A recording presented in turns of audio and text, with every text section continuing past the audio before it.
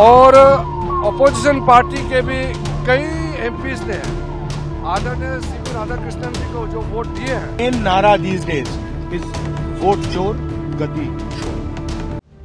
तमाम दावे और दांवपेच के दंगल में हुए उपराष्ट्रपति के इलेक्शन में एनडीए खेमे ने जीत की शानदार इबारत लिख दी। एनडीए के उम्मीदवार सीपी राधाकृष्णन ने 442 वोट हासिल कर अपने प्रतिद्वंदी बी सुदर्शन रेड्डी को शिकस्त दी। इंडिया गठबंधन के उम्मीदवार सुदर्शन रेड्डी को कुल 300 वोट मिले, यानी एनडीए ने 2/3 वोट हासिल कर ये जीत दर्ज की। जिताया है, ये देश के लिए, हमारा संविधान के लिए, भारत का भविष्य के लिए एक अच्छा लक्षण है। और अपोजिशन पार्टी के भी कई एमपीज ने आदरणीय सीपी राधाकृष्णन जी को जो वोट दिए हैं, इससे पता चलता है कि सारा एमपीज ने अंतरात्मा से वोट दे करके, और हमारा जितना संख्या है एनडीए के, उस संख्या से भी कई ज्यादा वोट दे करके आदरणीय सीपी राधाकृष्णन जी को जिताया है। Yeah. See, the main nara these days is vote chor gadi chor, and that is being proved across the country. We will prove it again and again and again in more and more dramatic ways. Thank you. Thank you. आंकड़ों के अंक गणित में वैसे तो NDA खेमे का पलड़ा पहले से ही मजबूत था, क्योंकि नंबर गेम में विपक्ष के लिए ये गेम जीतना संभव नहीं था। लेकिन एनडीए उम्मीदवार सीपी राधाकृष्णन की जीत में मिले बम्पर वोटों ने विपक्ष की रणनीति और राजनीति दोनों को धाराशायी कर दिया, क्योंकि उपराष्ट्रपति चुनाव के लिए पड़े कुल 767 वोटों में से 752 वोट वैध तो 15 वोट निरस्त पाए गए।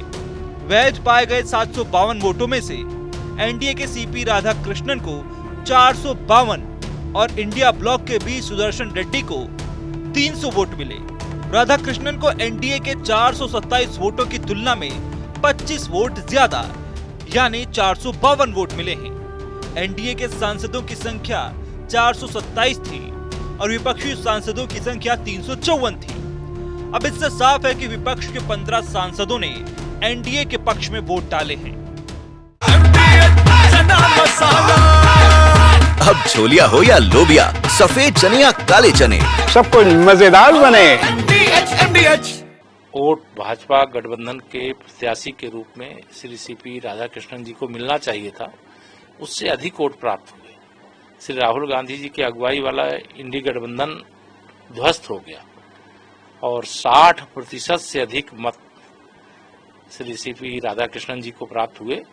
तो मैं तो यही कि यह 100 में 60% से अधिक वोट हमारा है, 40% में बंटवारा है और बंटवारे में भी हमारा है। और उपराष्ट्रपति का चुनाव तो राष्ट्रीय जनता गठबंधन एनडीए जीत चुका है, अब बिहार जीतेंगे और 2027 में 2017 दोहराते हुए उत्तर प्रदेश भी जीतेंगे। भारत के उपराष्ट्रपति को बधाई देता हूँ और उम्मीद करता हूँ कि संविधान के तहत जो मान्यताएं हैं और जो परंपराएं हैं वो हमारे नए उपराष्ट्रपति उसका सम्मान करते हुए राष्ट्र को संविधान के रक्षा के रूप में बाबा साहब भीमराव अंबेडकर ने संविधान बनाया है, उसकी रक्षा और हिफाजत हमारे उपराष्ट्रपति करेंगे। वोट चोरी और एसआईआर पर संग्राम के बीच बिहार चुनाव से पहले उपराष्ट्रपति चुनाव में एनडीए खेमे की इस जीत ने विपक्ष को जहां टेंशन दे दी है, तो वहीं बीजेपी का जोश हाई है, क्योंकि इस चुनाव में विपक्षी एकता की हवा तो निकली ही है, राजनीतिक रणनीति भी फेल हो गई है। हालांकि कांग्रेस इसमें भी वोट प्रतिशत की बढ़ोतरी पर अपनी पीठ थपथपा रही है। 14% की बढ़ोतरी रिजल्ट के अंदर है पिछले कैंडिडेट में, और इसमें आप देखें पहले 26% था, अभी 40% है। तो अपोजिशन तो गेन ही कर रहा है, अपोजिशन लूज थोड़ी कर रहा है। जिस तरह का माहौल देश के अंदर बना हुआ है, निश्चित रूप से परिवर्तन आएगा। बहरहाल मंगल को हुए इस दंगल में वैसे तो तमाम एंगल हैं। टीडीपी, बीजेडी, बीआरएस सरीखे दलों का ये अंदाज जहां कांग्रेस के लिए कठिनाई का सबब हो सकता है, वहीं सपा के लिए भी जनता के बीच में संदेश देना बड़ी चुनौती होगा। ऐसे में सवाल यही है कि क्या अब और कठिन हो जाएगी विपक्ष की डगर। सवाल ये भी है कि क्रॉस वोटिंग और निरस्त वोट कितनी बड़ी है चोट।